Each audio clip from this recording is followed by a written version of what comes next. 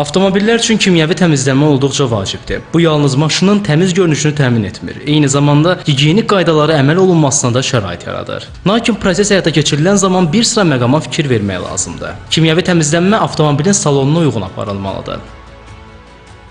Bu gün bizə müraciət edən avtomobilin salonu dəri salonu olduğu üçün ona uyğun dərmanlar seçilir.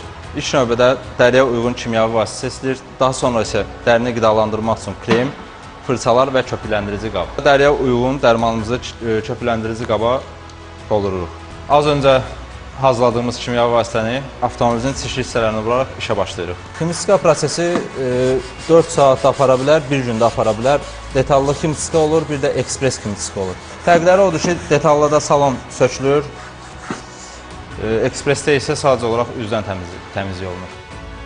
Mütəxəssislər bildirirlər ki, avtomobillər ildə 3 və ya 4 dəfə kimyəvi təmizlənmədən keçməlidir. Bu proses daxili detalların qorunmasına və ömrünün uzanmasına kömək edir. Üstəlik, avtomobilin estetik görünüşünə də təsir göstərir. Bunlardan öncə isə əsas diqqət edilməsi məqam keyfiyyətli dərman seçimidir. Bunların pH-ı neytraldır, bunların heç bir zərəri yoxdur. Bunlar isə parça salonlar üçündür, bunların pH dəyəri 10-dur. Ona görə bunlar biraz aqressivdir, dəri səthə heç cürə bunu vurmaq olmaz, çünki dəri 3 səthdən ibarətdir, dəridir, boyasıdır və lakıdır.